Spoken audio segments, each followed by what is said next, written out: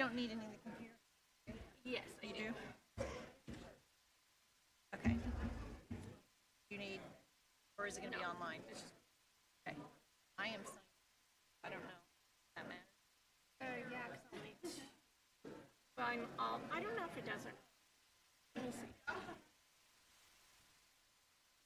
It might.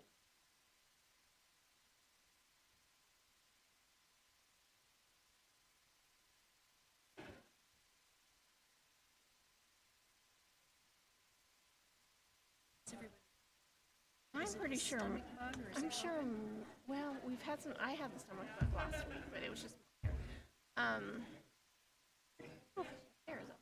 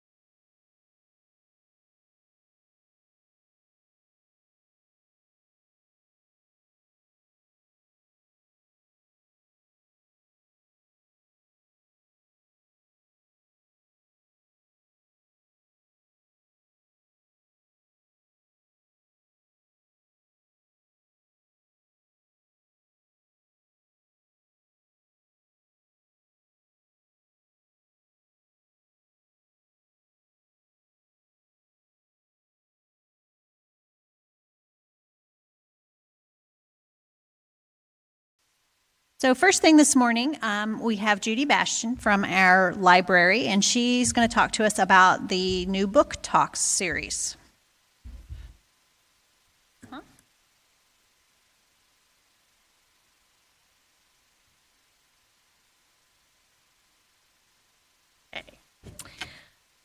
For some of you, I did get some calls. People were concerned about the book club being this spring, and yes, we are having it. I did have a little heart attack scare because I ordered the books 2 weeks ago and they weren't showing up, but they showed up. So we have some books that if you want to pick up at least the first book to get started, it's available and I can get it checked out to you.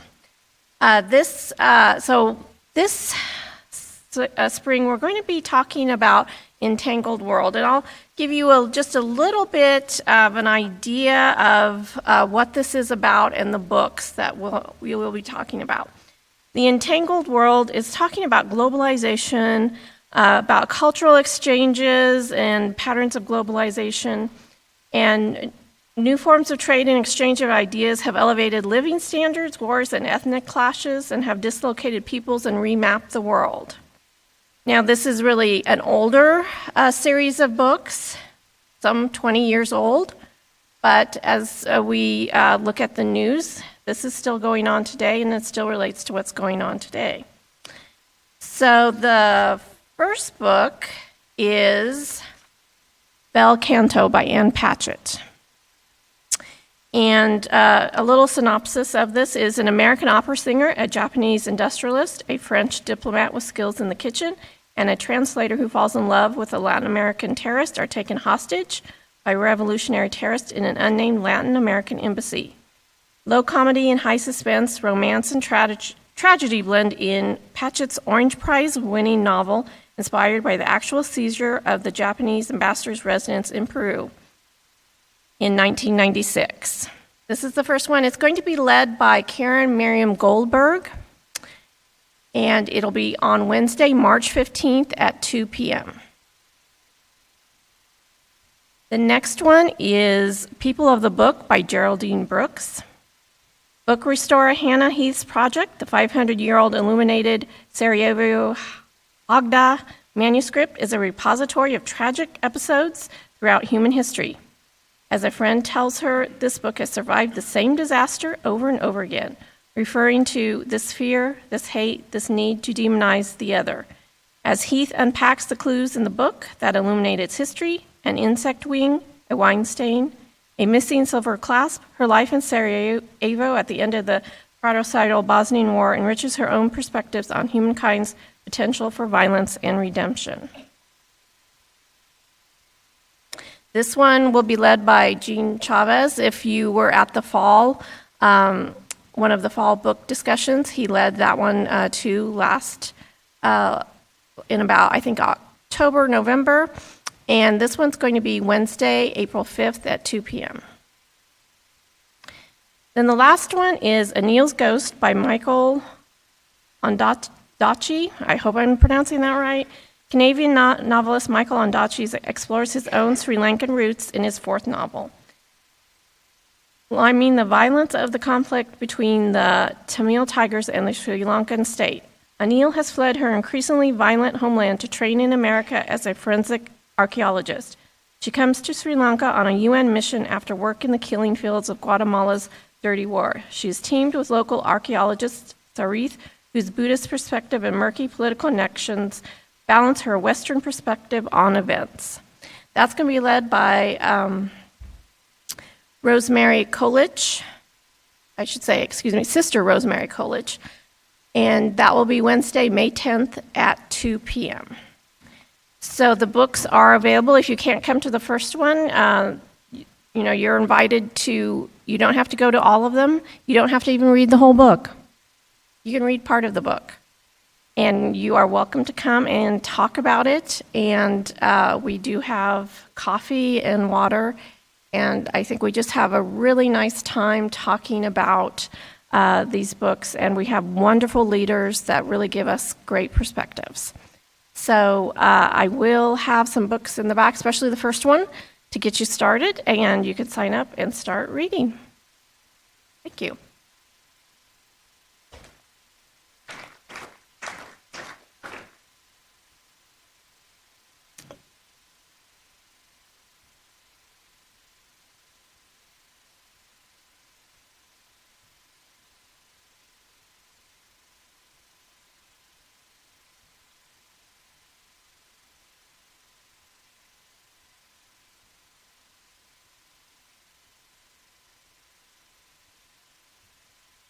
One. Go back.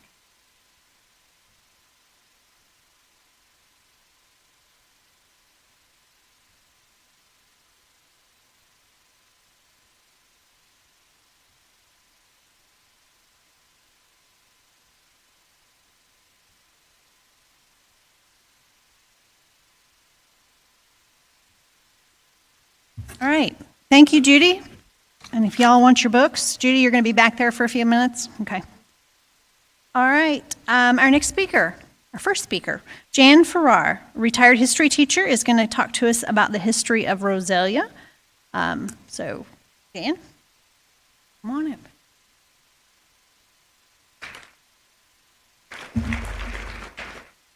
This isn't you, is it? Okay.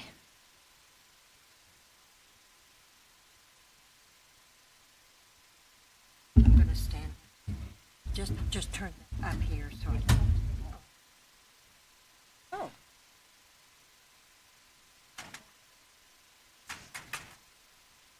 I have a teacher voice, so you can probably hear me anyway, but I'm going to get a mic.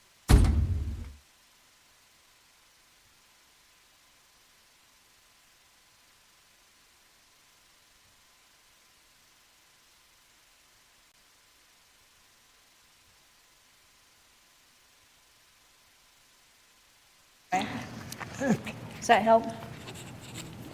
This is where they're gonna hear I'm you. just going to hear me there. Okay.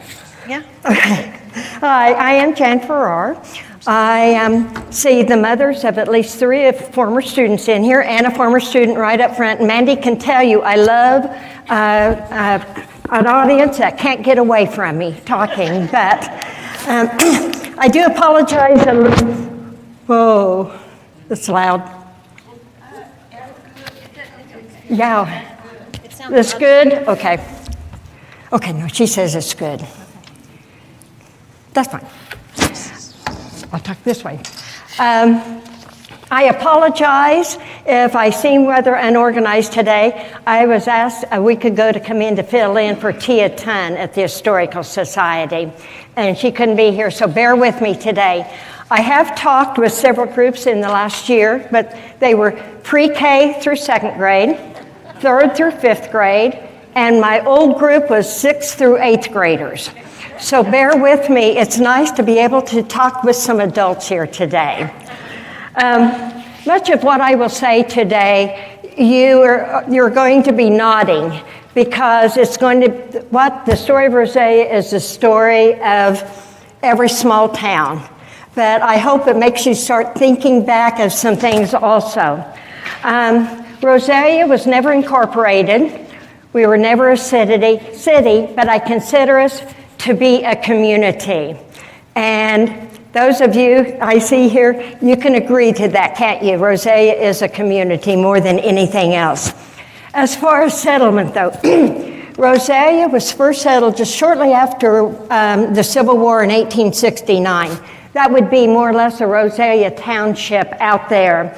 In 1883, then the town of Rosalia was platted along what would become the Missouri Pacific Railroad. They knew the railroad was being built through there, I think, when they first homesteaded, from the sound of it. And that was going to be a good location. Those of you familiar with Rosalia might remember the old railroad tracks in the town. There's still a hump as you go over them. Mandy might go, do you ever go that way to your parents' house? Mm-hmm. So, anyway, Glennis, click. That is an example of what happened to Rosalia shortly after it was platted. That is a picture of the first stockyards in Rosalia. Those of you familiar with the town, from where the railroad track would have crossed, crossed over the railroad track, it would have been just to the southwest of there, about straight north of where the Rosalia Christian Church is now. But because of the railroad, Rosalia grew quite a bit in the early 1900s overall. Showing the stockyards there, they had about 8 or 10 businesses at that time, and that was a pretty good chunk for around 1900 in this area overall. In 1911, they built a bank. Glennis?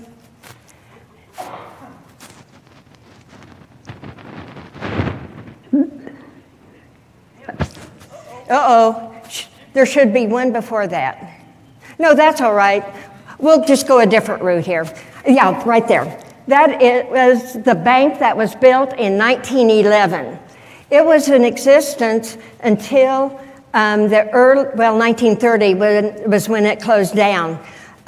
Familiar? That's where you would go today to get your tacos, where that building is right there. Yeah. Mm-hmm. Later on, it was a grocery store. I remember it in the 1960s and mainly 60s as a grocery store. What you see up front there where the tree is, that's where the entrance was. The front part of that building was the grocery store. Guy Hammer, the owner, used the vault as his storage place. In the back was our post office. And I can remember going to it in the 1960s to get our mail. And I would spend a long time there because we always got the FBI's most wanted list, all those pictures. And I was just always hoping I would find somebody I knew on that list. And, I could be the hero then as such. But no such luck on that. Rosalia, though, really boomed in the late 19 teens, early 20s, when the oil boom hit Rosalia too. A little bit of tidbit for Butler County. The first place they drilled for oil in Butler County was just to the southwest of Rosalia. That was in 1903. No luck, so they didn't. Boy, scared me. But it did get people interested. 1915, of course, Stapleton #1 was where oil was first discovered here. And by 1918, people in the Rosalia area were looking for that also. In 1918, a group called the Cattlemen's Company, and it was made up of men in the Rosalia area who formed an oil company. Now, if you're traveling east of Rosalia on 54, you've got that big drop-off as you head to Eureka. That is called Cattleman's Hill. I always thought it was probably because of the ranches around there. No, it was the ranchers who had formed the Cattleman's Oil Company, and that was where oil was first drilled in this area. Glennis, the next one. It don't like me. That's right. What she's going to get is a picture of, you'll see an oil rig, and it looks like heavy smoke coming out of the top like we see out of the oil refinery here now. No, that is actually oil. And that was one of the first, okay, you can see back behind that one shed, that would be another rig back there somewhere.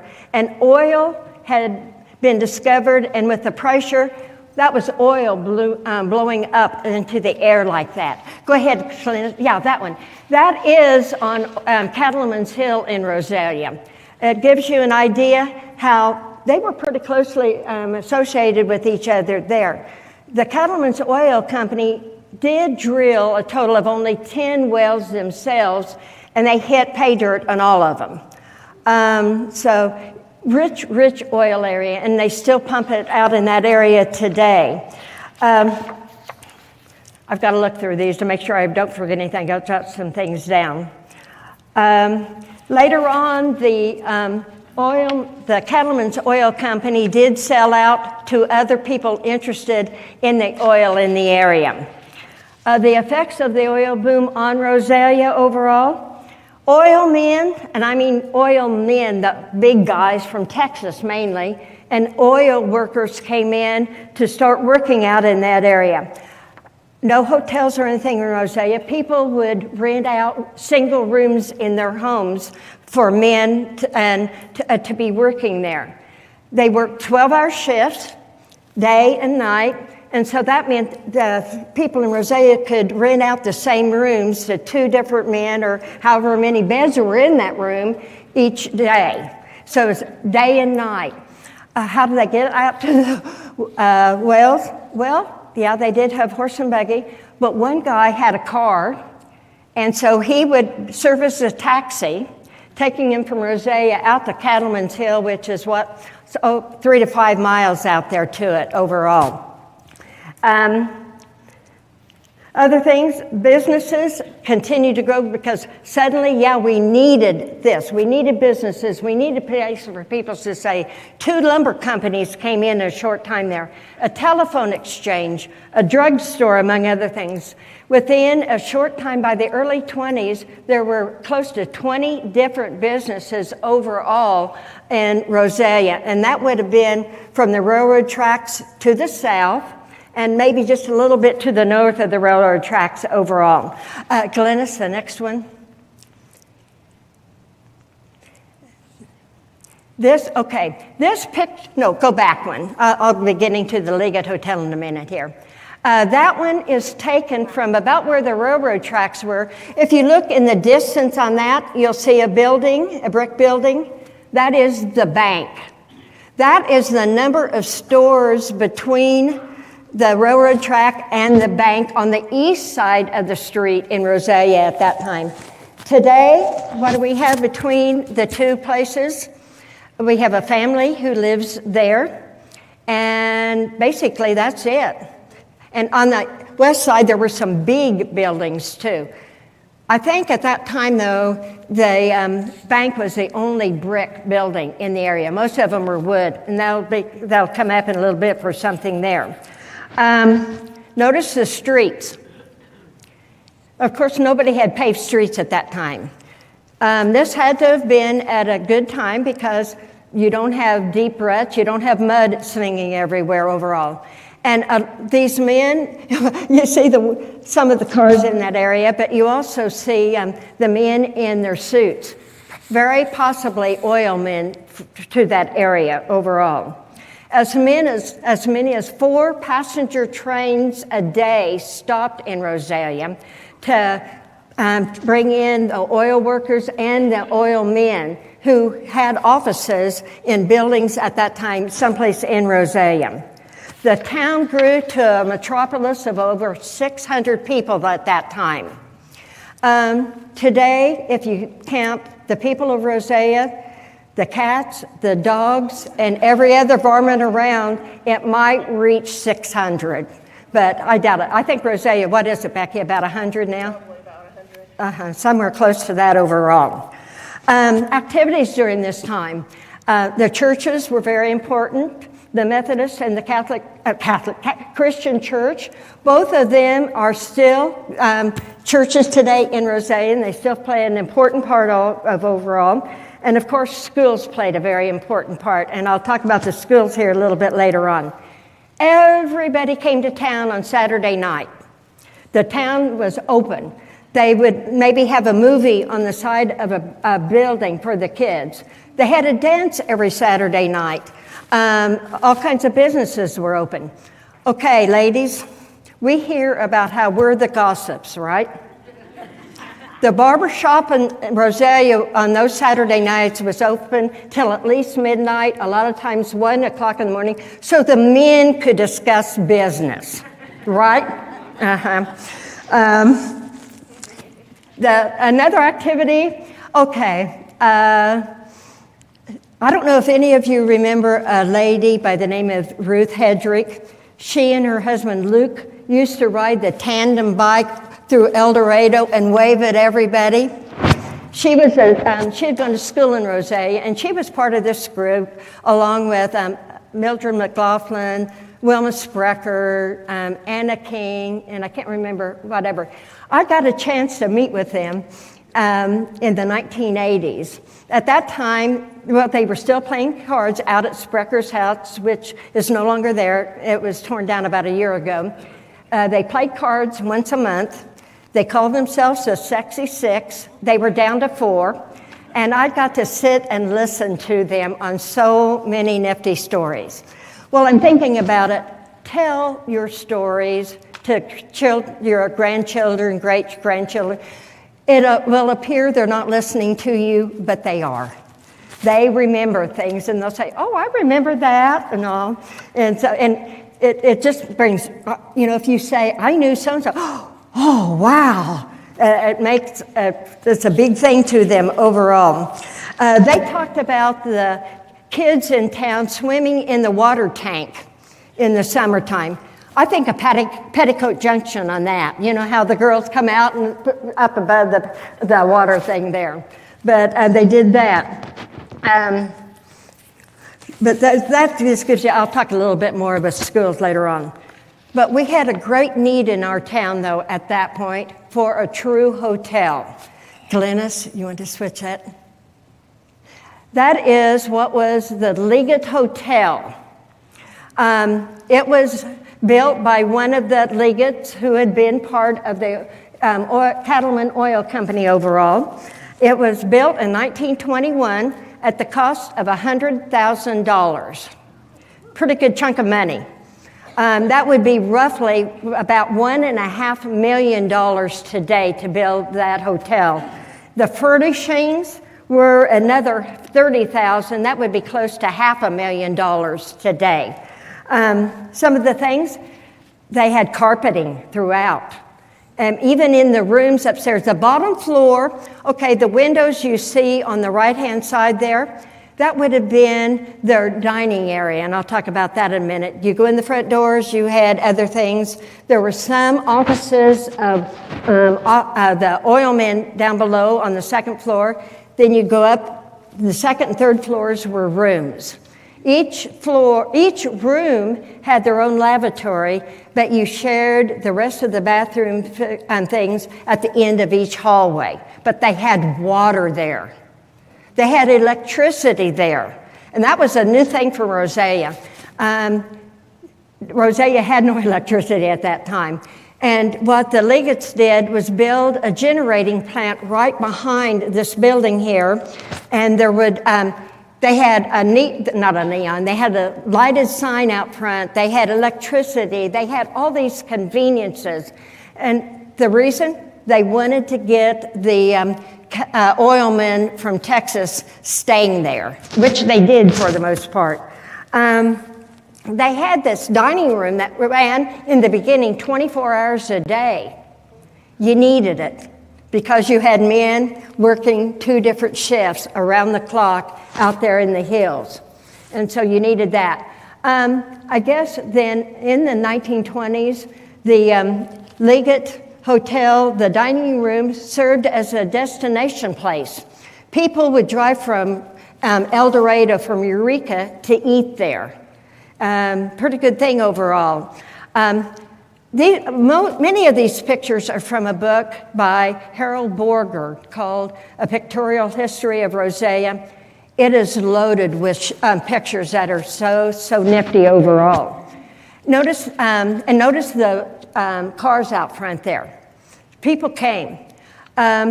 Notice the building to the left of it, that'd be to the south of the hotel. That was a theater that was built by the Legates. It had 400 seats in it. That's quite a few seats in there at that time. They were the silent movies. An orchestra of 3 members in the band would play music while the silent movies were being shown. Tickets to get in for children, 5 cents. For adults, 10 cents. Later on, they were really trying to get the big oilmen in with different shows. They would bring in spatial movies. They would bring in vaudeville acts, things like that. One person I do know that did entertain was, I forgot his name there. Milburn Stone, who was Doc on Gunsmoke years later, had performed there in that theater earlier. Very, very important to this town was the old Legate Hotel. Today, 1 floor of the Legate Hotel stands. They took off the top 2 floors in the mid-30s. It has gone through many different things, usually someplace to store junk. At one point, I don't know how many of you, some of you I know my sister and her husband, Pat and Harold Juby. Today is their anniversary. I think it's about 123 years, but no. But, yeah, Pat will say so at times, but no. But they had a plastics company on that 1 floor in the 70s, and I worked for them one summer between teaching positions. It had a pretty good business there, but it still stands there today. And you could have entered at the time it was there. You notice there's an entrance to the dining room on the right-hand side there, going down that long thing there. But I would have made parts for campers, plastic parts for campers, in the dining room area back in the summer of 1976. But sadly, Rosea began to decline. Reasons, first of all, the highway we know as 54, associated with Rosea, where you turn off of Highway 54 into Rosea to Flint Hills High School, was built. It bypassed Rosea. My mom remembered, she grew up in the Chelsea area out here, and she could remember going to Eureka by way of Parallel. That is 1 mile north of Rosea, dirt road the whole way. And she talked about the mud and all, but it would have hit the Rosea Flint Hills Road, come south through Rosea, and then back. But the highway came in. Better cars, better mileage. No, I don't want to say better, faster cars. You know, people from Rosea didn't have to come to Rosea for the things they needed. They could go to El Dorado and places like that. So it made it much better there. Of course, the decline in the oil boom hit in the early 20s overall. Like I said, they're still doing some, there's still wells out in the hills out in that area, just not to the extent they were. And of course, the big thing of the 1930s was the Great Depression. Everybody was in the same fix, along with all of these other things. 2 different fires had hit Rosea during the early 1900s, one in 1912, and it took care of a lot of the business at the north end of town. That would have been before these brick buildings were built. The bank was about the only thing, I guess, that remained standing. I just read a thing from a Harry Liggett just a couple of weeks ago. He wrote about, as a teenage boy, he and his brother Gwen Liggett, that name may be familiar with you because Gwen continued to live the whole time just north of Rosea on a ranch, helped fight the fire. They got something, they dropped some, I think, a blanket or something down in a well to cover themselves, and then it was the bucket brigade being handed up to the 2 boys up above, and they got a lot of the fire out that way. Otherwise, Rosea would have been in worse condition. Then a second fire did hit the town in 1934. It did do some damage even to the Liggett Hotel. Why couldn't they fight the fires? Well, first of all, no water districts at that time. Everybody had their own wells. You couldn't do anything. Everybody either burned coal or wood. You have cinders coming out your chimneys, and they go down and burn everything with wood on site. And so that's what caused a lot of it. I personally think another thing that probably hurt Rosea some was that we never were incorporated. We were, I think a lot of people are surprised by that. They think, oh, Rosea? No city. No, we were never a city. We were, and we are a community. One thing about the 1930s, though, during the Great Depression, during all these bad things, there was a highlight for Rosea.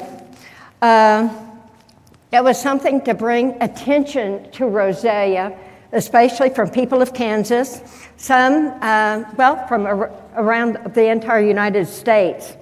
I can't talk about Rosea without mentioning the name John R. Brinkley. I'm sure some of you knew who have heard of Brinkley. He was the infamous, and I say infamous, not famous, infamous, not in a good way, who was a doctor at Milford. He was known as a Goatland doctor up there, who had become a millionaire by the early 20s with his surgery up there overall. By 1930, he was in hot water with the United States government, Kansas government, everybody. The American Medical Association said, I'm going to read the wording here, blatant quackery is what he was. My mom would have agreed with that. She'd call him somebody an old codger or an old quack. And that was John R. Brinkley. The Kansas Medical Society, gross immorality, malpractice, and unprofessional conduct. The U.S. Postal Service had him for mail fraud. The Federal Radio Commission questioned his ethics on air. What he would do, he not only did surgeries, he perfected a prescription that could cure everything. And over his radio station, which was KFKB, Kansas First, Kansas Best, he would have people write in their ailments, and over the air, he would prescribe his medicine for them. There would be drugstores throughout that would sell his medicine, which from the sound of it was mainly water and a little bit of coloring bluing, some kind of bluing thing, and that was his medication. But he sold, from his surgeries, it's estimated he made $12 million, 16,000 patients, but he made even more from his medicines during this time. So he was in trouble with them, with the radio station. Later on, the KFKB was sold to a company that now goes by the call numbers or name KFDI. So still around a little bit there overall.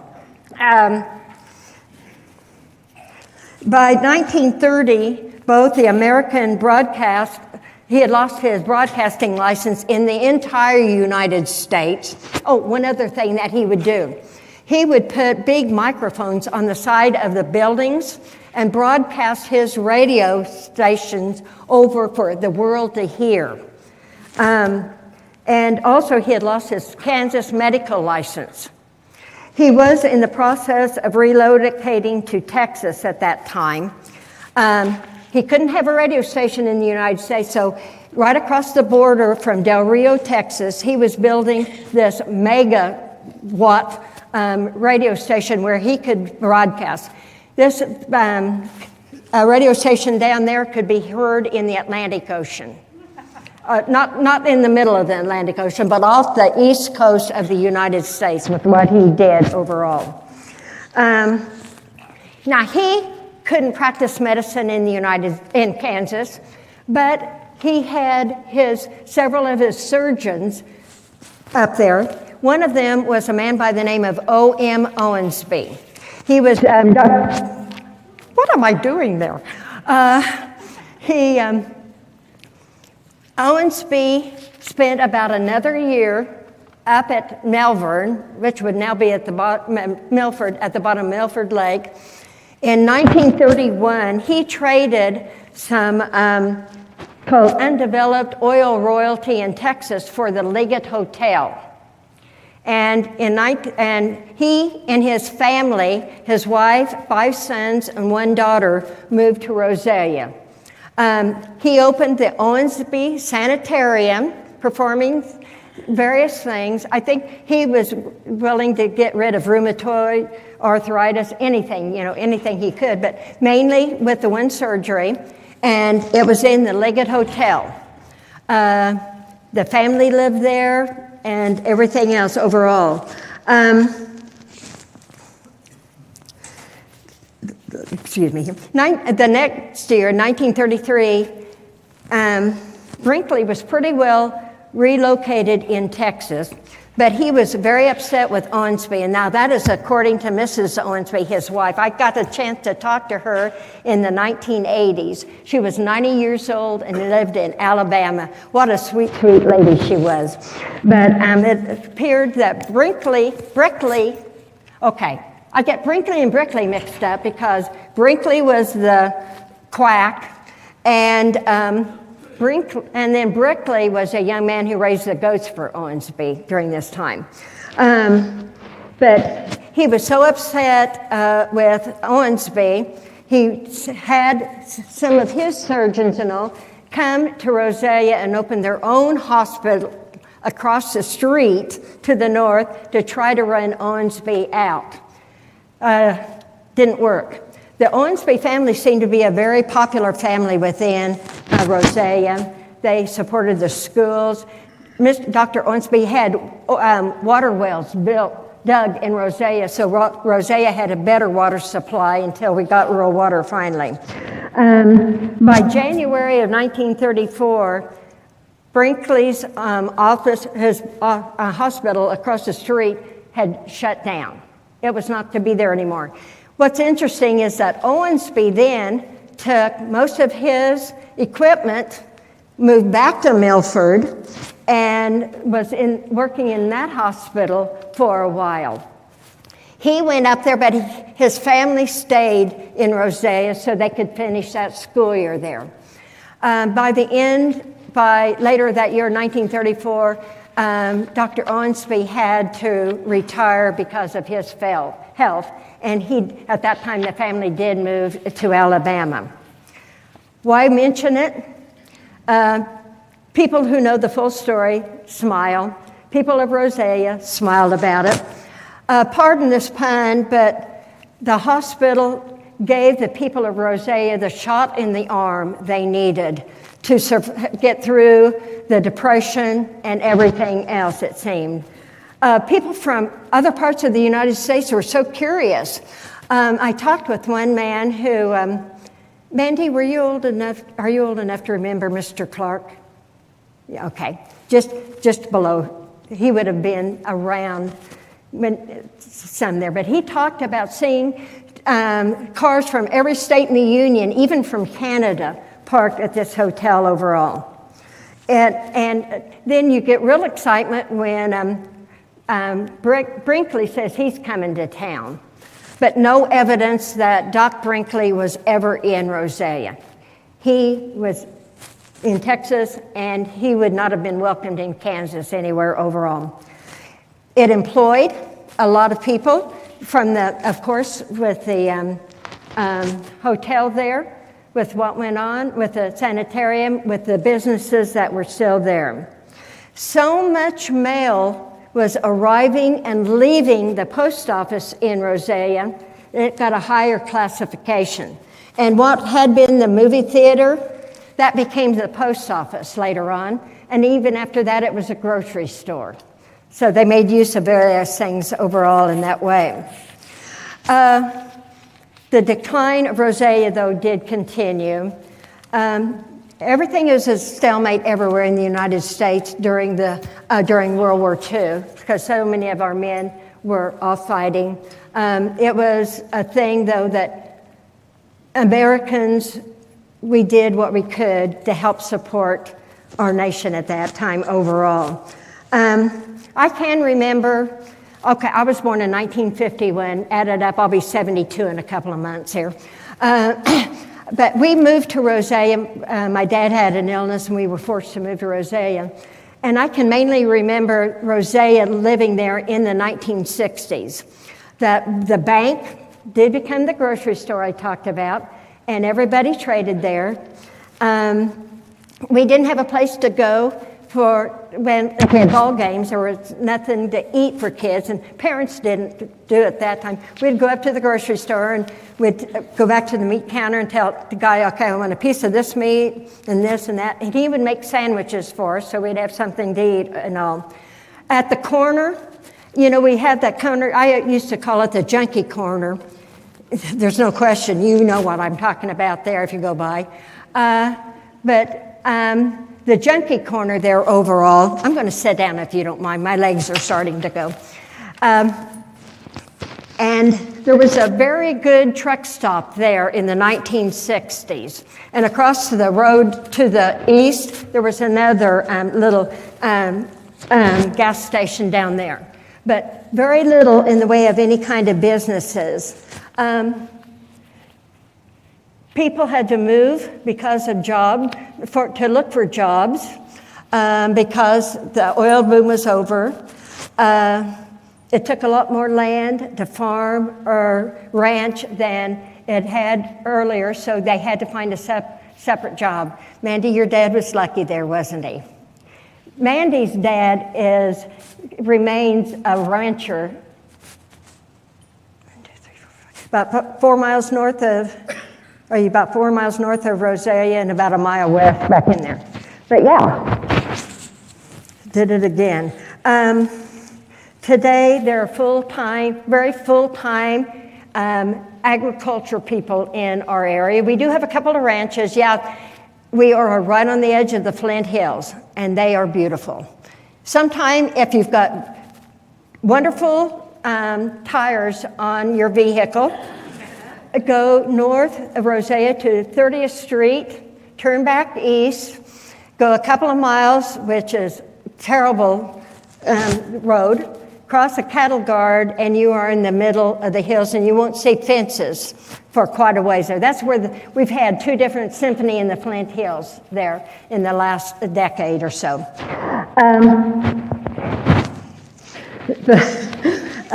We do have a water district. That doesn't sound like much, but our water district it services over 600 meters total. And that's a lot of territory when you figure 100 people live in the town alone. So Jimmy Davis is out in his truck. Denise Vogt is just working her tail off in the office for all those others, but we do have that right now. We do have a little Mexican restaurant across from the old Leggett Hotel. For years, you might have gone out there. It was kind of a destination place when the old hat was there. A good place to eat there. Other things, we had the rural fire department, which they fight fires constantly, and they go everywhere for that. We do have one new thriving business in Rosalia. It's an online store to a big, she's telling me I'm going to have to hurry or something. Oh, okay. I was going to fix your mic.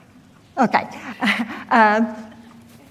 But it's called Ranch and Misfits. And it's an online place, but she does some business in her little store there too. And of course, the big thing that for Rosalia is Flint Hills High School. That does give me a chance to talk a little bit about the schools now. Being a teacher, I had an interest. Go ahead and go to the next one there. Our superintendent at Flint Hills called me several years ago and said he had gotten a thing from Mrs. Givens, who was a superintendent here in El Dorado at the time. She had gotten something from a graduation promotion thing for 8th graders for rural Butler County from, I think, 1907. And it got me interested in one-room schools in our area. And I did kind of make a map that has, right now, over 30 schools located in the Flint Hills School District.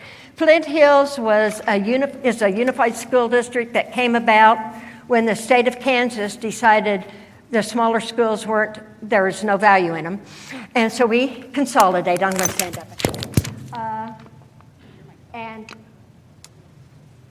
it fell off. I'll just kind of hold it here. Where do you talk into it? Okay.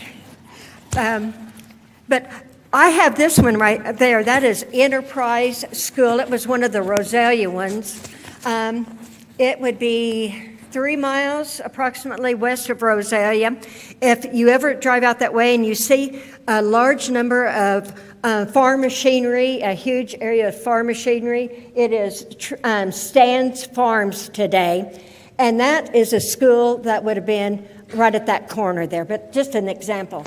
I don't need to tell you about the one-room schools, the rural schools, because some of you might have attended. My older sisters did for a short time. And Ann, did you attend a one-room school? Okay. And so you'll say, why is she even talking about it? But the one-room schools, they played a very important part. Usually kids went through school up through the 8th grade overall.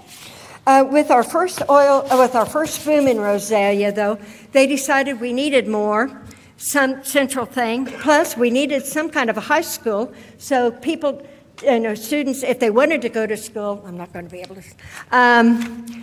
Would be able to go closer. Go ahead, Glennis, and shoot it to the next one. That is first grade through 12th grade for the first school built in Rosalia. That was that much. And you see in the little twerps in the front row.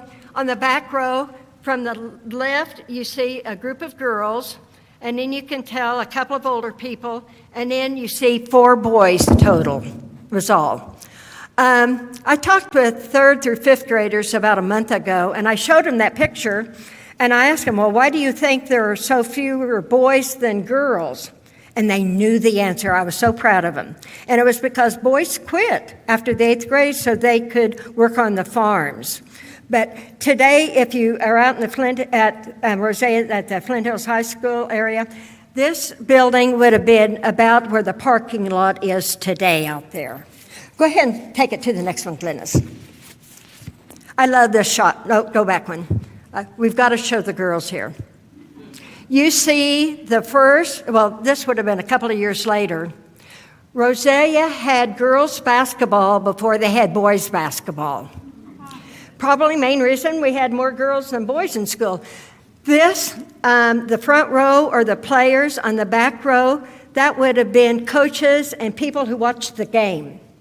And you see it being, they are on the court, the basketball court for Rosea School District. It was an outside court, and they played out there.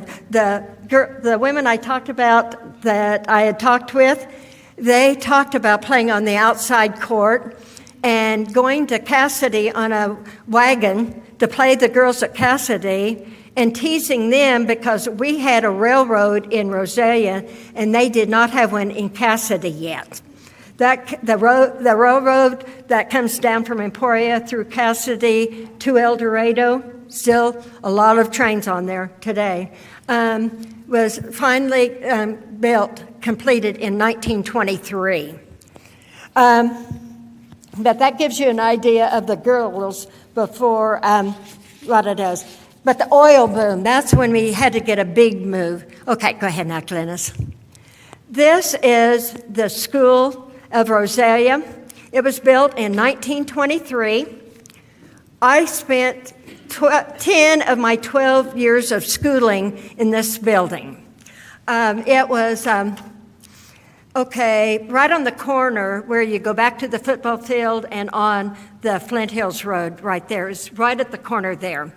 It was for grades 1 through 12. We didn't have kindergarten, they didn't back then. If you look on the right-hand side toward the back, you see several levels there. That's where the basketball court was, on the 2 lower levels, and a little bit, just the 2 lower levels. That gives you an idea of what the ceilings were. Our circles almost overlapped. But that building was used for classes up through the school year of 1967, 1968. It was still in use. By that time, we had unified. Chelsea, Cassidy, and Rosea had unified into Flint Hills USD 492. We're a big district out there today, 25 miles from north to south in some areas, and I think it's like 13, 14 miles across the other direction. But that was when it was built. Anything else? In 1959, they built a new gym. Mandy, that's the old gym out west, back west, okay? That gym was built in 1959, and it would have come, there was a walkway that was built where you see the fire escape from the first floor, so it was enclosed, so we didn't get wet. We could walk over. They built a kitchen and a cafeteria there in that new gym. That was in 1959. Since there are other additions, there was another gym built to the to the east of that gym. Did Mr. Harsh ever call it the rubber room to you? Yeah, okay, yeah, you got it from him. We had a teacher, a coach, who called it the rubber room built. They tore this building down and built what was at that time going to be K through 8. Now it's 3 through 5. They built another new gym, and then I couldn't find a good picture of the USD 492. We did go there and start attending school there in 68, 69. I was in the first class to graduate from the new building overall. Like I've said, that's it for there. But talk with younger kids.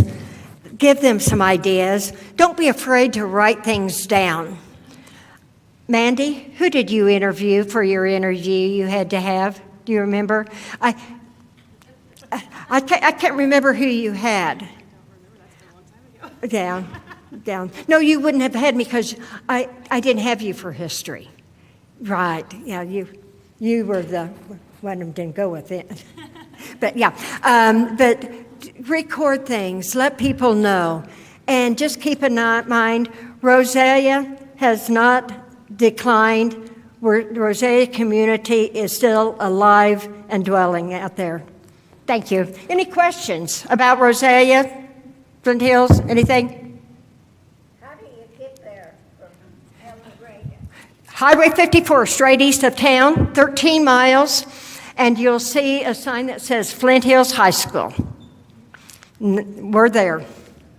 And if you go a little farther, you'll drop over the hill, and that's where the oil boom was back in that area. Anything else? Question about Irene Stevens' house. Yeah. Was it used for boarding? Was it oil? I could not tell you if it was built there. I mean, I can remember people living there before Irene did. And we had a little lady called Mrs. Elliott who lived next door. And Ginger, my one sister, and I'd go see her sometimes during church on Sunday, right across from the Christian church. And here, we'd go there, and about every other week, she was going to have a birthday within the next week or so. But her ears were pierced. And that would have been in the 60s, early 60s. And 80 years old? Wow. That just, yeah, yes. What were the school districts that unified the present school district? Present USD 492? Okay. It would have been the it would have been the elementary Chelsea. You had Cassidy and Rosalia.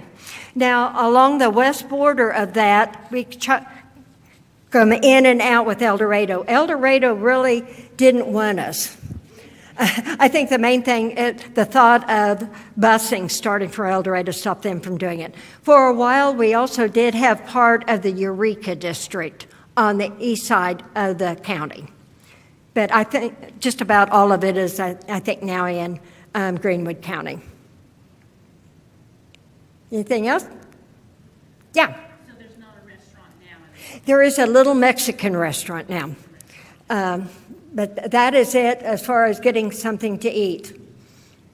When's it open? I'm sorry? When's it open? Who knows?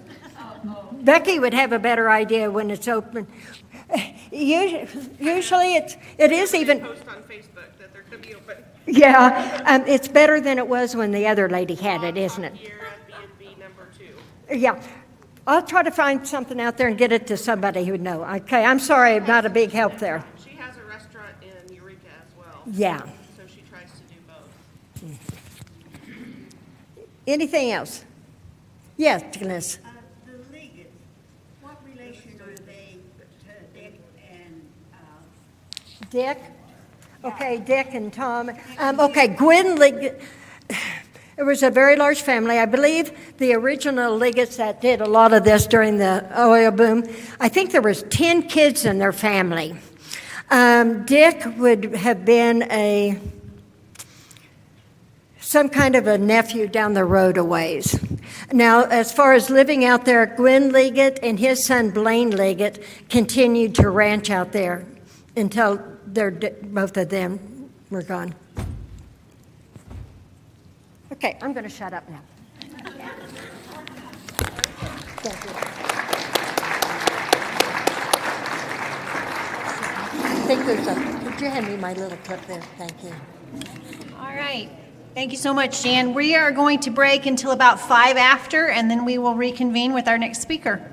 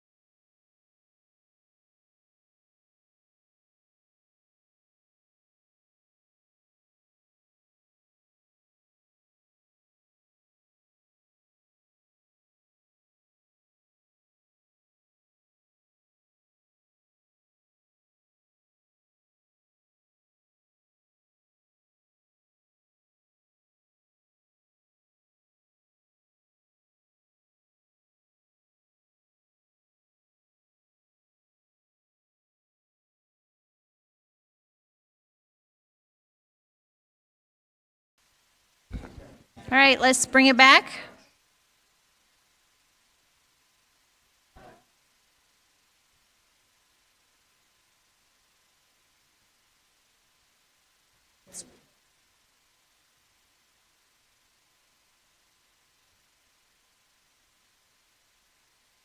All right, our next speaker is Bob Reeves. He's going to talk to us about Frederick Remington's time in Butler County. Please welcome Bob. Thank you. It's fun to be here. If you expected an expert, why, I hate to disappoint you. First, the definition of an expert is you have to be 50 miles from home, and I think it's only about 25 miles over here. So what you're getting is about half an expert. The second thing that we need to do is to get conditioned to take a test. So I'm going to ask you to write down 4 things, and when you do it, write down the first thing that comes to your mind. Don't think about it. So if you're ready, have a pencil and paper. First, write the name of a flower. Write a flower. And then write a fruit, and then a number between 1 and 10, and then a color. Now, if you wrote a rose for your flower, just raise your hand, but keep it up. And then if your fruit was an apple, if you would join them, raise your hand. And if your number was 5, raise your hand. And if your color was red, raise your hand. You know, I've done this for a lot of years, but I've never decided for those who keep their hands down are the abnormal or subnormal ones.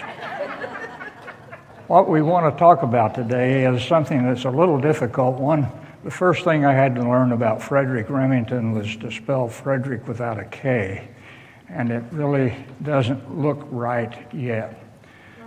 But we need to know the ground rules a little bit, or know who you're hearing from. When I was about 19 and in college, I was invited one night to a dinner that was a pretty big deal. There were about 600 people there. About half of us were students, about half were alumni, and most of those were pretty distinguished people. In fact, the lady to my right was the wife of a federal judge from Indianapolis. And for some reason, they chose to serve half a fried chicken, all in one piece, as the main course that night. And absolutely nothing had prepared me to eat a thing like that in public. So I sat there poking at it with my knife and fork, trying to get a piece of meat that I thought I could eat. And I was getting more and more hungry, more and more frustrated, and finally decided that the only thing that would work would be to take direct, forceful action. So I grabbed the body of the bird in my left hand and the drumstick in my right, and my plan was to kind of break off a leg. But when I gave that motion, there was a fundamental law of physics governing the status of slippery objects under stress that I hadn't counted on. So when I did that, the chicken went, 5 feet high, I suppose. My peas, carrots, one thing another, went most of the length of the table. And the chicken landed in the lap of that lady to my right. You know, there are certain pictures you can never get out of your mind. She had on a black skirt, and she was trembling a little bit, I think. And that brown golden chicken was sitting there, a little bit of grease growing out from around it on that black background. But a problem like that has a solution. I was hungry, she had my dinner. I said, pardon me, I think that's my chicken you're holding. I retrieved it and went on about the business of eating. Now, the problem here today is what to talk about regarding Frederick Remington's time in Kansas, and specifically in Butler County, because he was here very briefly. He lived 48 years. He spent about 1 year in Butler County, north of Potwin. The ranch is still there. He wound up owning half a section of land. But you have a little sheet before you that we'll go through and talk about some of these things as we go along. And the first question is kind of a dumb one, really. What was his middle name? And it was Sack Rider. And I put it on there simply because it was an interesting name. I've never seen a name like that. But it was his mother's maiden name. And he came from a rather distinguished family. The Sack Riders were related to George Washington. One of Frederick's cousins founded the Remington Arms Company. If you know anything about rifles or shotguns, you know that's probably the biggest manufacturer of firearms in the country. He was born in 1861 in a little town called Canton, New York, which is in the far northern part of that state. But the family, after the Civil War, moved for a while to Illinois and went back to Ogdensburg, New York, which is west of his birthplace, is on the St. Lawrence River, and he grew up there. And in fact, that's the town most associated with him. There's a big museum there that is the Remington Museum, and if you really want to see his background, well, you would go there. But it is on the St. Lawrence River. It is directly across the river from Canada, so he came very close to living in southern Canada as well as in northern New York. His dad, incidentally, was away when he was born. He was a lieutenant colonel in the Union Army, a cavalryman, so he was gone when Frederick was a little guy. His father in his civilian life was a journalist as well as an Army officer. He was an editor and publisher of newspapers in most of the towns where they lived. He wanted Frederick to become an Army officer and to go to West Point. But there were 2 or 3 problems with that, and one of them was that Frederick didn't particularly like school, and he particularly didn't like math. And at that time, West Point was strictly an engineering school, so without a math background, well, you would really have been a wash there. And Frederick just simply loved the outdoors and that kind of thing way too much. And to want to go to West Point and to have that kind of a discipline. In fact, Frederick's father sent him to military schools hoping some discipline would help him to shape up a little bit, but he happily ignored that and continued to do as he did. In fact, he wrote, and I know some other people like this, he said, "I never intend to do any great amount of labor. I have but one short life and do not aspire to wealth or fame in a degree which would require extraordinary effort on my part." I'm not sure how many of you may at some point in your life have felt like that, but that was his attitude, and it really pretty much permeated all of his early life. He didn't work very hard, and when he did things that required a lot of effort, that usually had something to do with play and not with work. At Yale, he went to Yale rather than to West Point. He, number one, played football. He played on Walter Camp's team. If you know anything about the history of football, Camp was one of the early coaches and really kind of was helpful in putting together what became the modern game. And Yale at that time was a national champion.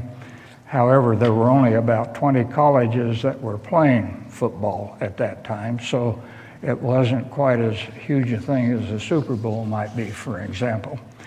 Football was a very, very violent sport. I haven't seen numbers for the exact time when Frederick was playing, but in the first 5 years of the 20th century, there were 71 football players who were killed and several hundred who were injured very badly. And in fact, there was a real strong move to ban football because it was such a violent sport at that time. And he also was a boxer, and apparently he boxed well enough that people thought he might even become a professional, and boxing at that time was boxing without gloves, so there was no padding. When people hit each other, they hit each other very hard.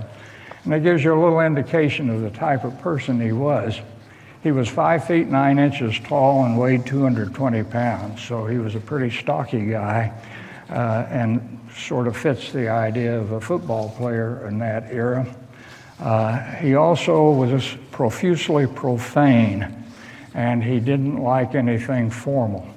So his personality was beginning to show rather vividly by that time. When he arrived in Kansas, he arrived in Peabody, and the train ran through Peabody. And the story is told, and apparently it's true, that when he entered Peabody, he saw a group of people out on the street.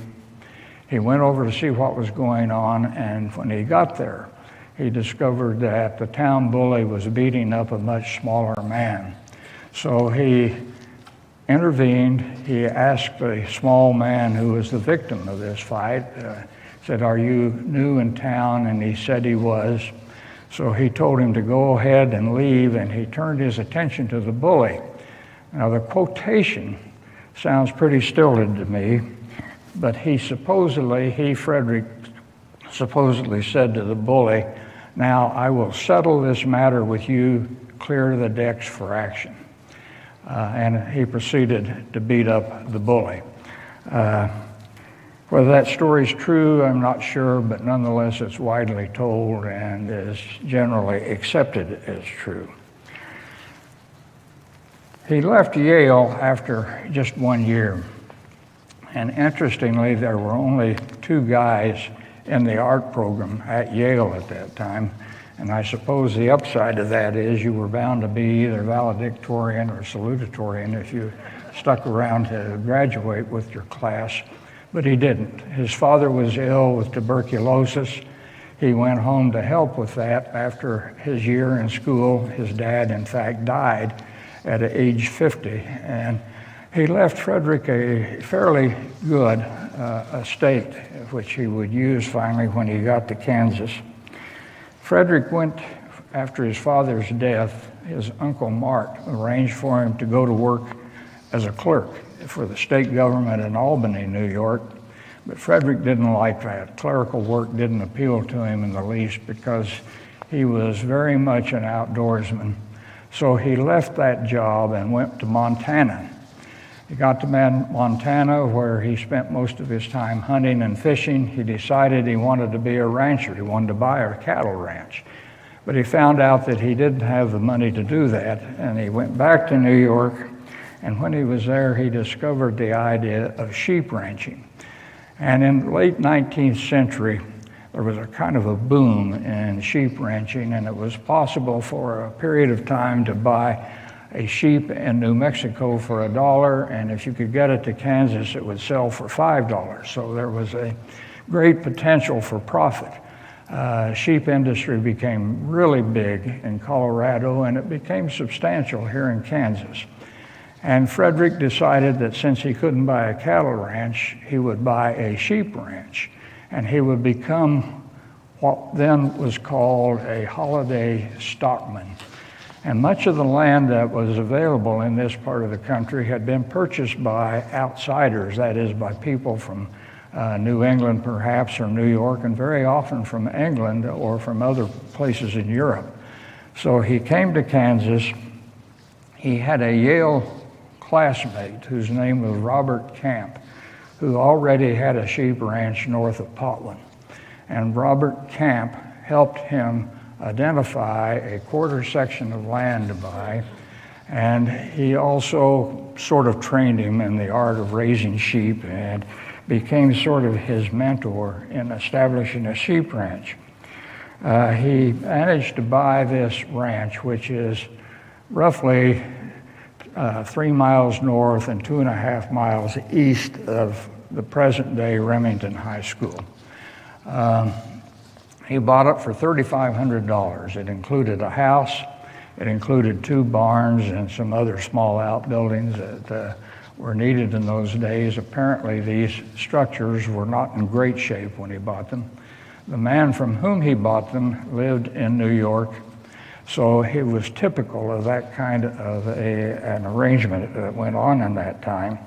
The house that was occupied was a 3-room house. There were 2 rooms on the ground floor. One of them was a kitchen, one of them was a room, and the sleeping room was upstairs. That house still exists. Has been built into a larger house that exists there, and it's still occupied. So that probably makes it one of the oldest continuously occupied houses in Kansas. It would date to well over 150 years ago. He bought the land, incidentally, 140 years ago this month. So that gives you an idea of when he came to Kansas and what he was doing here. The land was adjacent to that. Another quarter section was owned by Charles Potwin, and that's the Potwin family for whom Potwin is named. So after he'd been here a month or two, he bought the additional quarter. His legacy, his estate from his father, would be worth about $300,000 today. It was $10,000 at that time. So it was a substantial amount of money, but it still hadn't been enough to buy the ranch in Colorado. It was enough to get started in the sheep business in Kansas. After Robert Camp led him through the purchase process, he became very depressed. He had buyer's remorse. He went to Peabody to a hotel owned by a man named Ike Duvall. He went to room 216 and he just sat there and moped. He was so depressed, in fact, that Mrs. Duvall basically had to mother him back to some kind of health. And I think probably this was the idea of moving to a place that didn't look at all like Montana, didn't look at all like New York. His father had recently died, so he had a lot of reasons to be depressed. But Mrs. Duvall sort of got him back to a decent state of mental health, and he went on then to establish his sheep ranch in Butler County. Incidentally, the room 216 in the Duvall Hotel remained his throughout his entire time in Kansas. Again, his time here was just a little bit more than a year, but he would frequently go to the hotel and spend a day or two there. There was a question that came up as why did he spend so much time in Peabody when he was a resident of Butler County? A couple of reasons for that is, again, the train came through there. That's where he arrived in Kansas. That's where he first met some people and got to know them. It was 10 miles north of his ranch, so it was fairly easy to reach. The other towns that were in the area were not, that were in the immediate area, didn't offer much. So Peabody became the real central location for him and for others who were living in that area. Well, after he got over his depression, his sheep ranch, in addition to sheep, also had horses. Frederick was an outstanding rider and had been brought up to ride, and very possibly that was because of his father's cavalry experience, but his dad was an excellent rider, so was Frederick. He loved horses. In fact, he became a real authority on horses, and one of the hallmarks of his art is that he pictured horses extremely well, very vividly. We'll mention that again in a minute or two. But he loved horses. He and Robert Camp had 22 horses between them. Frederick's favorite horse was a mare that he named Terracotta, which I presume had something to do with his art background, is also called Terry. Unfortunately, he lost her on a bet after a few months. But the horse that was really important in their lives was a horse named Joe Young. Out of curiosity, any of you remember the horse named Joe Young? Joe Young is now in the Racing Hall of Fame. He was a trotter. At 20 years of age, he set a record for the 2-mile run trot and became the grandfather of another horse named Dan Patch, who also was an extremely well-known and Hall of Fame racer.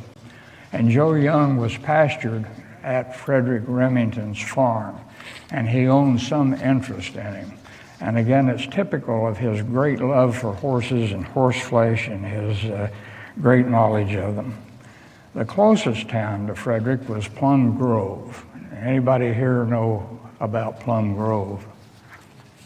Well, Plum Grove is plumb gone, as a matter of fact. It was, at its biggest, 100 people. If you're familiar with the town of Brainerd, which is just south of Whitewater School, Brainerd's about twice as big now as Plum Grove was then. Plum Grove had a building that served as a church and school. It had a grocery or a general store. It had a livery stable, and it had about 3 houses. So it was a tiny town at the very biggest, and ultimately it became a ghost town, literally. The only thing there is a cemetery.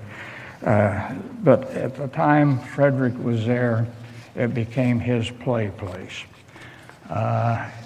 Very close to his ranch, he could reach it easily, and he and his friends would go in there, and it was the site of a lot of his pranks. Now, it's important to remember that he was only about 20 years old when he was here. He was a college kid, college-age kid. So when he did some stuff that would strike you as being pretty dumb stuff, why, it isn't as dumb as it sounds if you remember what his age was. But he did at least 3 things in Plum Grove that resulted in various kinds of consequences. One of them is he sneaked up behind a man named Cecil Wickersham, who was from England, and pulled out his pistol and fired it. Cecil didn't react like I'm sure he thought he ought to. He just turned around and told him to put that thing up before someone gets hurt with it. A second thing that was even better known was that on Halloween, the preacher's buggy wound up on top of the school church building and a cow inside. Frederick then paid to get the buggy brought back down and paid to clean up the mess inside. The cow apparently spent the night there and was rather busy, and they had to repaint the inside of the building, and Frederick paid the cost, which was $15 to clean up and repaint the school building. But the third thing that happened, and the one that really had the most potential for being dangerous, was on Christmas. There was a community Christmas party in the school or church. Everybody from all the farms around and in town was there. And Frederick and 3 friends came into town. They stopped at the livery stable where it was possible to buy liquor, went on to the party. When they got there, there was a man named Duncan who had a bald head, and he was seated in front of Frederick and his friends, and they began throwing paper wads at his bald head. Mr. Duncan was a prime mover in the community, so he had Frederick and his friends ejected. They didn't think that would end the evening, though, so they found a box with Excelsior in it and set it on fire. The accounts differ. In some cases, they say he did that inside the building. Some cases say he did it next to the building, but regardless, when it happened, somebody yelled fire, and everyone tried to get out of the building at one time, including one rather large woman who got stuck in a window trying to get out and could go neither in nor out. Eventually, they got order restored, but the people were very indignant, as they should have been, and angry with Frederick and his friends, and they were arrested. Frederick and his friends were arrested and were taken to El Dorado for trial. This is the only time that I am aware of that Frederick came to El Dorado. Fortunately for him, there was a hung jury, and apparently there was a friend or acquaintance of Frederick and his friends on that jury who simply wouldn't buy into finding him guilty. So they were not retried, but they were forced to pay the court costs, which Frederick himself paid. And that pretty well did him in Kansas and in Butler County. His reputation was pretty well tarnished by that event, and he began to take a little lower profile. After that, he also had a hobby, I guess, called coursing. Anybody here familiar with that term? Well, coursing, at least in his day, was chasing jackrabbits on a horse, carrying a lance, and the object was to touch the jackrabbit with the lance. And if you know jackrabbits, why they run a very erratic course and sometimes turn around on a dime. And so doing that was really a pretty dangerous sport. But Frederick illustrated that event and wrote a story about it, which appeared in a magazine, national magazine called Outing. And that's the only story about Kansas or his life in Kansas that was ever published by Frederick on his time here. And coursing was the object of that. Let's see, where are we? Oh, after a year on the ranch, and this is probably one of the more important things relating to his life in Butler County. He wrote, "I do not like Kansas. When I can get my money out of this scheme, I'm going further west." And that did basically end his time here. He didn't go farther west, however. He, in fact, went east. He went back. He wanted to marry a girl named Eva Caton.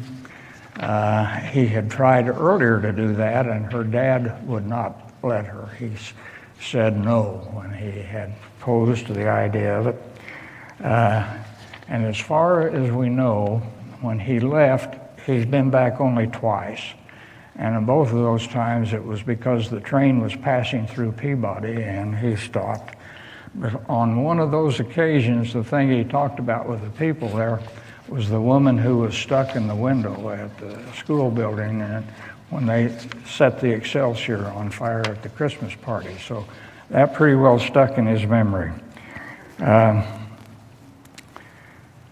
see. Oh, his farm then was sold at auction and went on the auction block in December, right after his being brought here to be tried for the events at the Christmas party. It did sell. It sold to a man from New York. Again, this idea of a holiday stockman was still intact. He got a little over $5,000. He basically got his money back from his investment, but not for the money he'd spent on improvements and operating capital during the time he was here. But he was fortunate at that. The problem was that the country was starting to slide into a depression.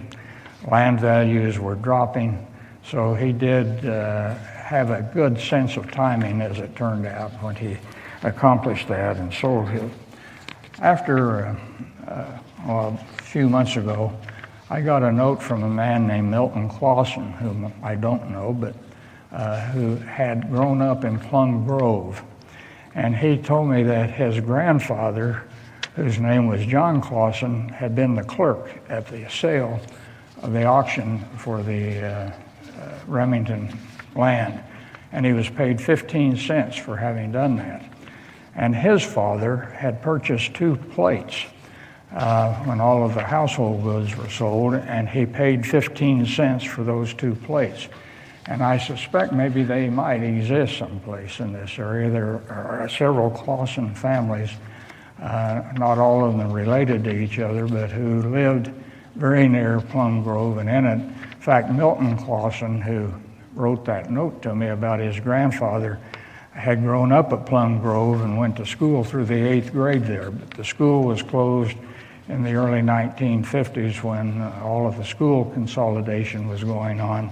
So it is no more and has been gone quite a long time.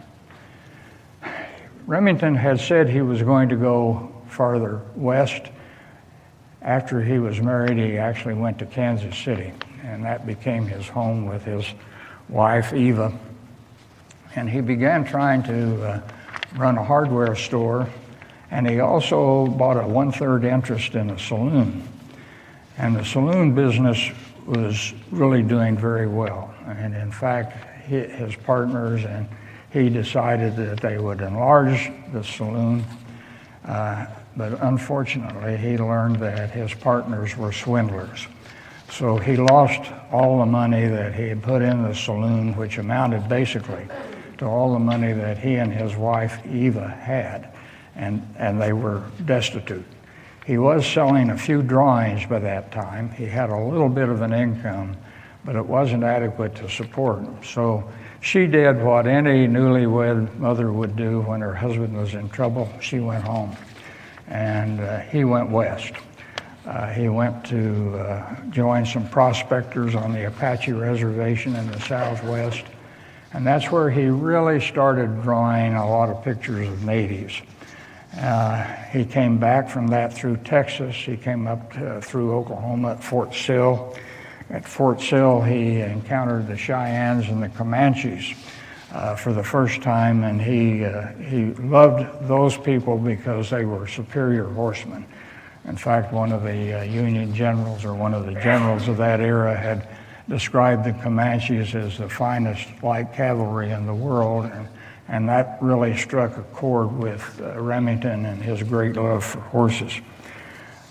When he got back to Kansas City, however, supposedly he had only 25 cents in his pocket, and he was desperate to try to find a way to get back to New York. He was carrying all of his sketches that he had made. He couldn't find a real market for them in Kansas City. But he went into a saloon one evening, according to the story. There he found a man who was being fleeced by professional gamblers. And he approached that man and asked him if what he thought was going on indeed was, and he said yes. So Remington pulled a pistol and held it on the gamblers while he and that man left together. This was the third time that I'm aware of that he actually pulled a gun. He did that stunt in Plum Grove, where he sneaked up behind the Englishman and fired the shot. After he discovered that his partners in the saloon business were swindlers, he pulled a gun and held it on them at one point. And this time he held it on the gamblers while they walked out of the saloon. But the man he rescued was so grateful that he agreed to take him with him to New York City. And so, with still his quarter in his pocket, he went off to New York with a fellow who paid his fare. They got there, and his wife, Eva, joined him there. They were living with friends, and things began to take a turn for the better over time. Interestingly, he was said to have $3 in his pocket when he got to New York. He had a quarter in his pocket when he left Kansas City, $3 when he got to New York, and I'm not sure how that multiplied, but nonetheless, he was a little better off in New York. He instantly, with that armload of sketches that he had done on the Apache Reservation and Fort Sill, started walking the streets of New York City trying to find somebody who would publish them. And he literally was pounding the pavement. He did get a job as a clerk. He hated it. It lasted one day. So he quit that, but he did enroll at an art school in Brooklyn. And he realized he needed to do some professional polishing on his work, and he was learning to do that. Eventually, he got to Harper's Magazine. Harper's was a big deal magazine, and they bought one of his sketches for the cover. And after it appeared, he then suddenly started to move ahead in his profession as an illustrator. Now, he was still only 24 years old when this happened, so he was a very young man. They were, however, so broke that he couldn't even afford to pay the few cents needed to ride the trolley car around New York City. He walked every place they went. But when he sold that cover to Harper's, he began to have a little bit of money, and he went on then to continually upgrade and move up.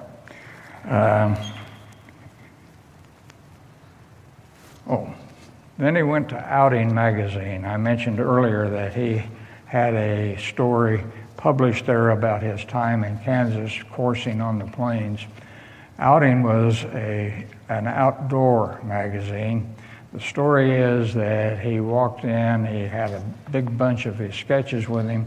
He sort of forced his way into the editor's office. The editor was busy looking at papers on his desk, and he sort of didn't even look up when Remington came in. But Remington pushed the papers down in front of him, and the guy looked at it and saw the signature of Remington. And he looked up and he said, "I had a classmate at Yale named Remington." And this was the guy who was the editor of the student newspaper at Yale. The other fellow who was in his art class, his name was Portney Bigelow, which is, I think, a great name also. But he was the editor of the student newspaper who had first person to ever publish his work, Remington's work that is. And he was so taken with what Remington presented to him that he gave him 3 years full of assignments. So he was then finally on more or less sound financial footing. Then he was in 1887. He was asked to illustrate a book, and it was written by Theodore Roosevelt. And the two became very good friends as a result of that. He had 99 drawings that were in that book by Roosevelt. Interestingly, though, even though they became good friends, Roosevelt never bought one of his paintings or one of his bronzes. In 1890, he published 22 plates and 400 drawings for a book called Song of Hiawatha by Henry Wadsworth Longfellow. That really established him as an artist. In 1892, they moved to New Rochelle, which was basically a suburb of New York City. They wanted out of the heart of the city. He was multimedia by then. He worked with pencil, he worked with pen, he worked with watercolors, he worked with oils. Basically anything that could be used in an illustration, he was using it, and he was going on. And that same year, he joined an army unit that went west, putting down what was called a Sioux uprising. Frederick collected artifacts wherever he went. And he wasn't just a collector, he was using them as models, because one of his points of pride was he wanted to be absolutely accurate in everything that he did. So he would take these things that he brought back and use them to draw from. Story is told while he was on that expedition against the Sioux that they were actively involved in a firefight, and he was in a firing pit with one of the Indian guides that was accompanying the army, and he noticed the moccasins the man was wearing, and the Indian was firing his rifle, but Frederick asked him if he would sell his shoes, and he said he would for $1. So right in the middle of this battle, the man took off his shoes, and Frederick reached in his pocket and managed to find $1, and the transaction was made. But he apparently had hundreds and maybe even thousands of items of that kind that he used as models for the work that he did, and he was very, very accurate in all of the kinds of things that he portrayed. He finally was persuaded by his friend Bigelow to take a trip abroad. Frederick had resisted that. He didn't want to do it, but finally he agreed to go to North Africa, to Russia, and to Germany, because he wanted to see the horses in all those places. They went to North Africa, they went to Algeria. They tried to go to Russia, but they wouldn't let them in. So he went to Germany. They went to Kaiser Wilhelm Stud Farm and saw the horses there, and then came back. When they got to England, Buffalo Bill's Wild West show was playing there, and Frederick started to feel at home again. But they came on back and finally got here. And he will find in a minute that he said, after going abroad, "No, I would not try going to Europe again. I hate parks, cuffs, foreign languages, cut and dried stuff. Europe is all right for everyone but me. I am going to America. And that he did, and he stayed there. After his first exhibition in 1893, his works sold 100 pieces for about $7,000. Now, this was an important thing because an artist feels accepted when he has an exhibition of this kind, and that happened to him. But that $7,000 didn't seem like a very big deal. He had 100 works. The price for them ranged from $13 to $400. However, do any of you ever see the Antiques Roadshow?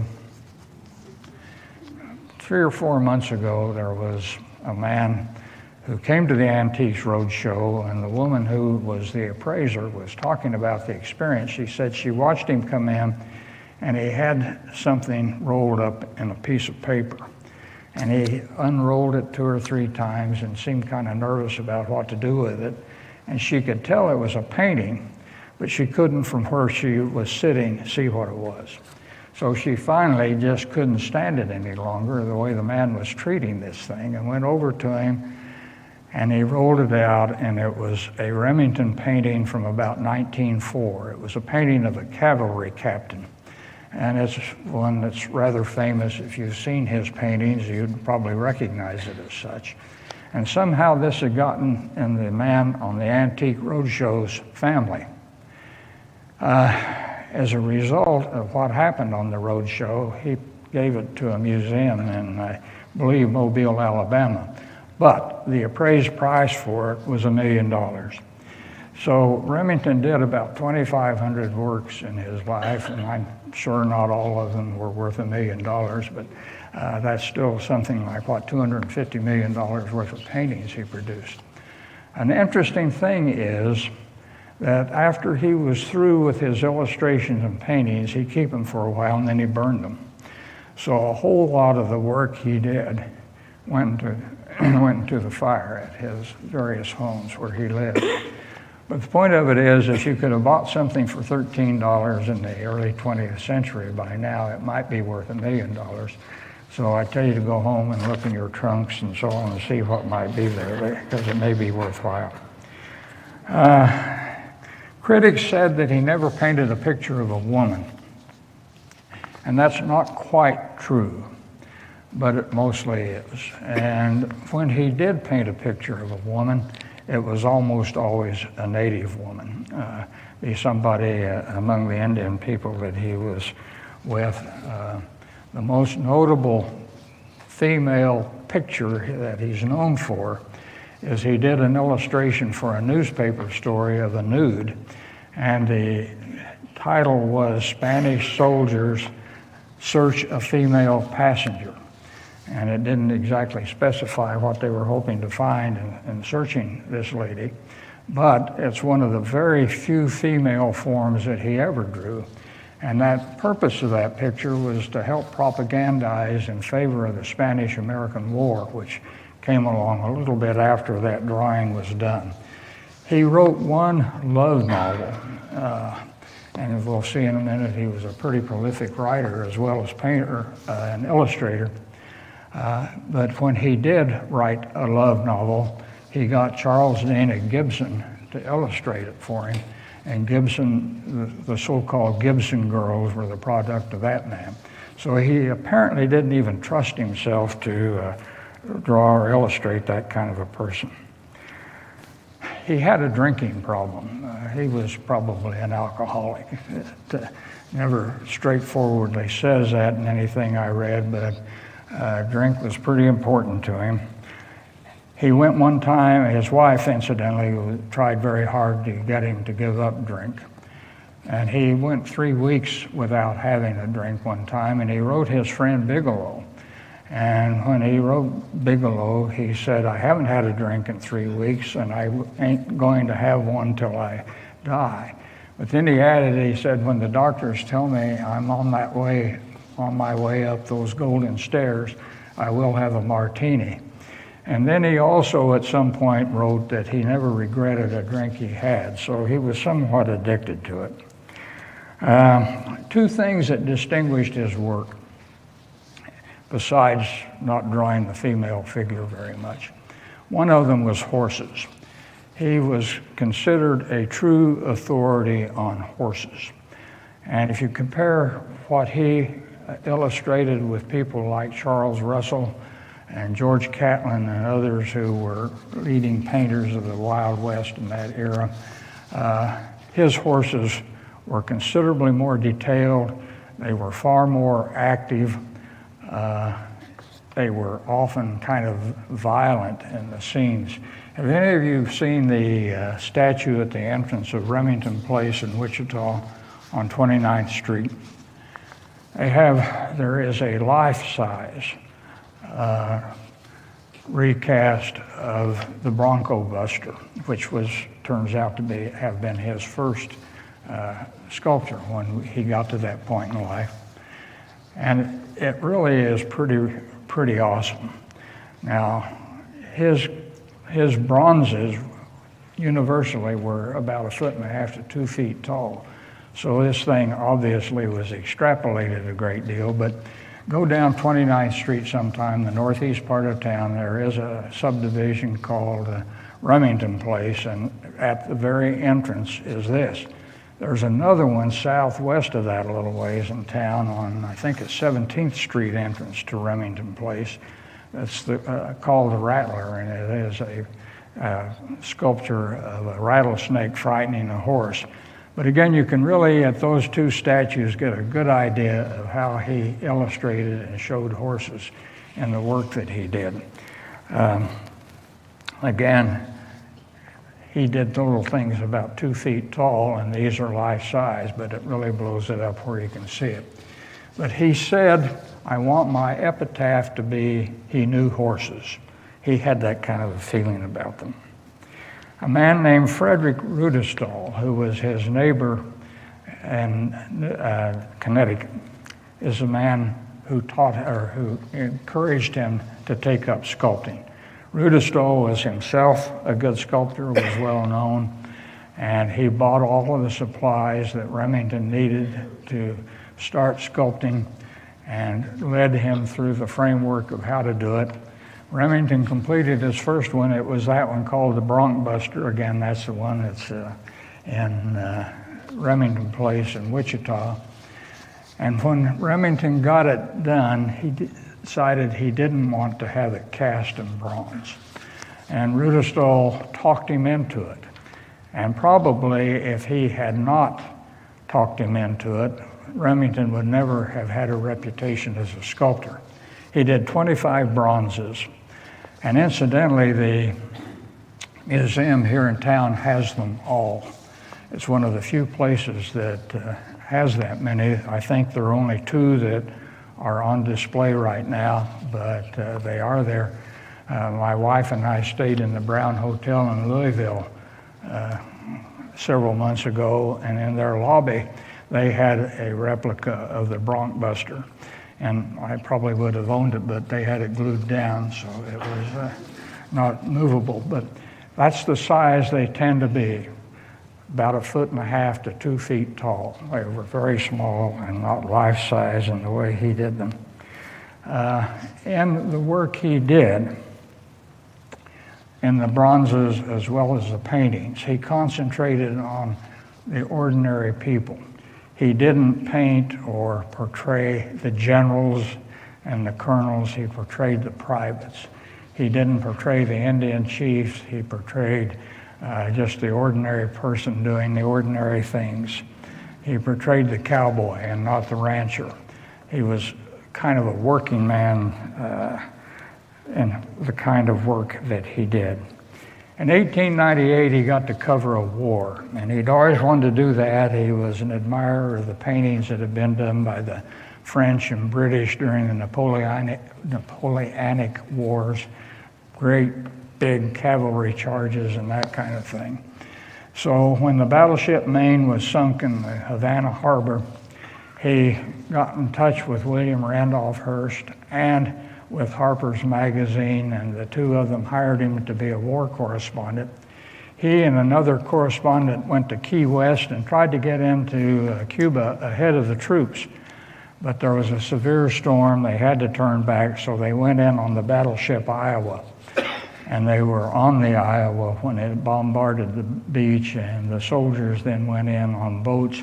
Interestingly, and it had never occurred to me until I saw this the other day, they had horses and mules that supported the troops, and they just threw them overboard, and they had to swim into the harbor. But when the American flag went up on the beach in Havana, Remington and the other correspondents were allowed to go on shore. When they got there, Remington bought a horse from a wounded Army officer, and he rode it as they went inland. There were terrible problems, terrible health problems. In fact, there were far more American casualties from disease in the tropics than there were from enemy gunfire. And he became very ill, but he was at San Juan Hill when Teddy Roosevelt led the charge up the hill, and his painting of Roosevelt leading that charge became basically a propaganda piece that Roosevelt would use for in his campaign for governor and ultimately in his campaign for president. So he helped him in that regard. William Randolph Hearst supposedly wrote to Remington, you supply the pictures, I'll provide the war. And that's basically what happened. Hearst and his papers were considered a prime mover in that war and in starting that war. Let's see if I can separate these. You probably noticed I have a bum finger, and I'm trying hard not to make people think I'm making an obscene gesture with the thing, but it also impairs my ability to take pages apart. Roosevelt compared his work with Kipling. He said basically, you are the finest portrayer of the Western world that anybody who is an artist or a writer. One of the problems that Remington always had, he wanted to be known as an artist, but he was largely known as an illustrator. And that's kind of a fine line, but he was finally, toward the end of his life, beginning to get that reputation as being an artist. His biggest break came in 1898. Collier's magazine agreed to give him $1,000 for each of 12 paintings that he would do for them, and he did that, and that helped his reputation. And then in 1905, Collier's devoted an entire issue to Remington and his work. Any of you remember Collier's, reading it as a kid? Collier's Saturday Evening Post were basically NBC and CBS of their era. In 1909, after losing money, he said this. Well, first, he sold or wanted to sell his home in New Rochelle, and they bought a 50-acre farm in Connecticut. Unfortunately, the New Rochelle home didn't sell quickly enough, and he ran short of money to pay for the house or the farm in Connecticut. So he had to sell 40 of the 50 acres he was buying. He had a 5-acre island in the St. Lawrence River called Inglenook that he had purchased several years earlier, and he had to sell it. This was a very painful thing for him. And he tried to invest money in the stock market to come up with some quick cash. And he made this very notable statement. He said, I'd rather put my money in manure than in stocks. And probably a lot of us could make a statement like that. But they settled in 1908 to this new home in Connecticut. Eva's younger sister, who frequently lived with them, also was living there at that time. And his biographers say that over the next few months, his work really gained a great reputation. He was becoming known as an artist. On the day before Christmas in 1980, he came down with an intense stomach ache. The doctors were called. They had diagnosed it as acute appendicitis. They said he had to have an emergency operation. They did that, they performed that, Supposedly, when the doctor said they had to do that, he said, "Cut her loose, Doc." And he woke up on Christmas Day and he was feeling much better. His outlook was much better. But the next day he died. He was 48 years old. Kind of a tradition in the family. His father died at age 50. His Uncle Mark, to whom he was very close, died at age 36. So he was doing just as his ancestors did. But just as he wished, his epitaph on his tombstone is, "He knew a horse." It's interesting to see his legacy. He has a great legacy. I read a book recently, and it was quoting a man who had been to the country of Colombia in 1909 after Remington had died. And he saw a bunch of very colorful people there, and he wrote, "They were worthy of the brush of a Remington." So people understood who Remington was and what he did. But on the other hand, I was in the Marion County Historical Society Museum a couple of months ago, and I thought maybe there would be some artifacts there because of his association with Peabody, and there was a young woman who worked there. I said, "Do you have any Frederick Remington artifacts?" And she said, "Who was he?" So fame doesn't always last for all of your life. Well, thanks very much for your attention, and it was fun being here with you. And I'll turn it back over to Trish.